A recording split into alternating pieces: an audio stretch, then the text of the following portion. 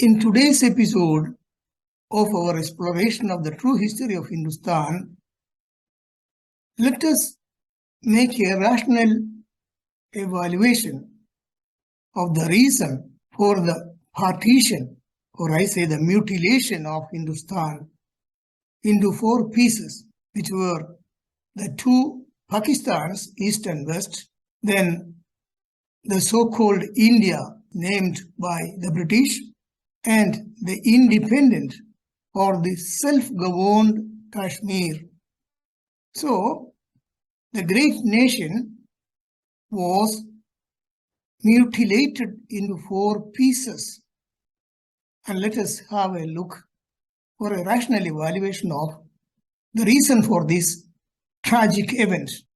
If you closely watch, Gandhi represented the poorest of Hindustan in that period, whereas Nehru always appeared as the so-called gentleman, well-educated, well-dressed, well-prepared, and diplomatic. Am I right or not? Again, we shall not forget that the real struggle for independence from the British, or the decision to kick out the British by force from Hindustan, was planned and started by Netaji Subhash Chandra Bose. And at that time, Nehru as well as Gandhiji were abroad. Gandhi returned to Hindustan as a consequence of the very bad experience he had to suffer in South Africa, where he went to practice as a barrister. And Nehru was constrained to return to Hindustan as soon as his study in London was completed. So, let us see the evolutions of events after the return of Gandhiji and Nehru from abroad to Hindustan. Here, I am going to present to you how Jawaharlal Nehru was manipulated by the British and the root cause for the partition of Hindustan. You know very well that until Gandhi's march to Dundee on the 12th of March 1930 for the salt satyagraha, there was no religious hatred or dispute among any of the members of the various religions which existed in Hindustan. This is a fact. Nobody can object it. So let us see the rest. Please watch these photographs. Gandhi was in front. So many people were accompanying him, all of them having almost the same way of dressing, and they were all together as a single family. And here we continue to analyze the manipulation of Jawaharlal Nehru by the British. During the whole period of crimes and brutality exercised by the British in Hindustan, the Hindus, the Muslims, the Sikhs, the Buddhists, and the Christians remained united and amalgamated as members of a single family. Though the Muslim and Christian religions were introduced to India from outside by the invaders who entered in Hindustan before the arrival of the Portuguese and the British, the members of these religions, being originally Hindus, all maintained their root in the belief that all of them are members of the same family. And that was the situation until 1930, until this famous event, which was the march of Gandhi to Dundee or the salt satyagraha. The religious harmony and family feeling of all Indians were demonstrated during the salt satyagraha movement when the British introduced a tax for the salt made from the water of Indian Ocean. Hindus, Muslims, Sikhs, Buddhists, and Christians moved together as a single family.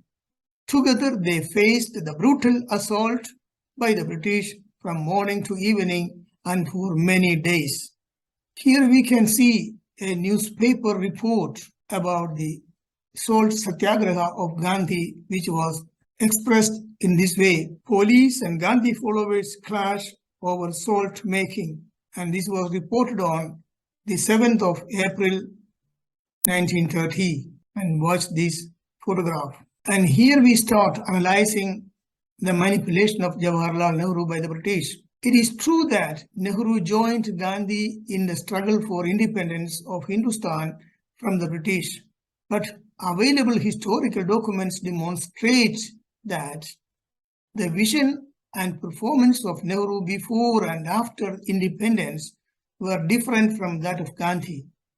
While Gandhi practically represented the Indians crushed by the British, Nehru's performances were that of an elegant and educated mediator between Gandhi and the British rulers.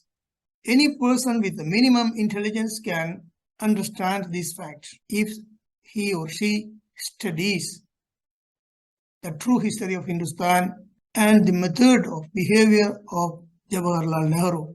This is a fact. See this photograph, the body language of Gandhiji and Jawaharlal Nehru. After the failure of so many requests and protests with his non-violence doctrine, when Gandhi called the British to quit India, Nehru acted as a subordinate of the British and intended to postpone the independence, supporting Britain in the Second World War with the Indian soldiers of the British Empire. Please check with your information if you have. This reality corresponds. It is important to understand these facts. It's not only a question of finding a good job somewhere, earning some money, making a good house, purchasing a luxury car, and going around and dying one day. And as Marcus Tullius Cicero, the Roman philosopher, said, if you don't know the true history about your ancestors, it's living like a child. I say it's almost living like an idiot. It's not to offend anybody, but the fact is that. Am I right or not? As it is reported in the 13th volume of the Encyclopedia of Indian War of Independence by Mr. M.K. Singh, the book which was later banned by the Congress government, Nehru had frequently stated that by education, I am an English. By vision, I am an internationalist. By culture, I am a Muslim. And by accident of birth, not this word, by accident of birth, I am a Hindu. So in which aspect Jawaharlal Nehru was a real patriotic citizen of Hindustan, as Netaji Subhash Chandra Bose, Vallabhbhai Patel, and so many people like them. When was Nehru a real citizen of Hindustan? Because he says or he affirms that by accident of birth, I'm a Hindu. And that was the root cause for the partition of Hindustan into 4 pieces, or mutilation of the motherland into 4 pieces. This is a fact. The British, when they found that sooner or later they will be kicked out from Hindustan, they used Nehru to apply the old Roman method, divide and rule, to destroy Hindustan forever. The college friendship between Edwina Mountbatten and Nehru was revitalized to encourage his actions exactly according to his statements quoted by Mr. M.K. Singh. Watch this photograph, and this is the man who is kidding with a representative of the British invaders who destroyed Hindustan for 300 years. Watch the body language, and without any explanation, you can understand this person. It's not a question of accusing, it's a question of evaluating. Again, the friendship between Nehru and Edwina Mountbatten started when Nehru, Jinnah, and Edwina were students at Harris Manchester College in England. After completing their education, Nehru and Jinnah returned to India and became barristers. Nehru became a member of the Congress party by the influence of his father Motilal, who was the president of Congress party at that time. Later, Motilal handed over the Congress party presidency to Jawaharlal Nehru. And see the romance of Jawaharlal Nehru with his girlfriend Edwina Mountbatten, who was a member of a nation which invaded and destroyed Hindustan totally and transformed the richest country in the world to the poorest. I have absolutely nothing about the friendship between Edwin Mountbatten and Jawaharlal Nehru. But was this person really merited to become the Prime Minister of our nation? This is a rational evaluation you have to make for your own impression and idea. That's all. Just watch this photograph and make your own impression. Watch the body language. And this was the person who wanted to become the Prime Minister of Hindustan. Jinnah, on his return to Hindustan, joined the All India Muslim League because even during their study in Harris Manchester College in England, as it is stated in many narrations, there existed a certain rivalry between Nehru and Jinnah. The British intelligence knew that Edwina could influence both Nehru and Jinnah and catalyze the antagonism between the two to inject a religious issue as a tool to cause division among the Indians. And this is one of the most hidden pages of the true history of Hindustan. Here we have some more photographs of the romance of Jawaharlal Nehru and Edwina Mountbatten. Nehru, who was supposed to be or expected to be the future Prime Minister of Hindustan.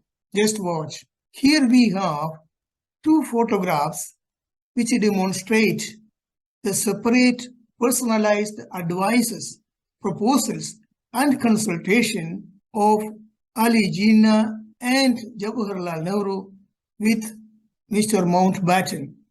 And never forget that whatever be the sweet smile, Mr. Mountbatten was the representative of a nation which destroyed Hindustan completely. Why there was no combined discussion to resolve misunderstanding if there was any? And this is a question. Those photographs which I showed you now are only a couple of them. There are so many photographs which you can find if you search. So this is a fact that Nehru and Jinnah were manipulated separately to divide Hindustan into at least two pieces, but it resulted in mutilating the motherland into 4 pieces, as we have seen. If you feel that this important information, as well as the hidden pages of the true history of Hindustan, shall be understood by the future generation of the nation, please share it with your friends and relatives of the new generation. So thank you very much for your kind attention to my words. See you in the next episode. Jai Hind.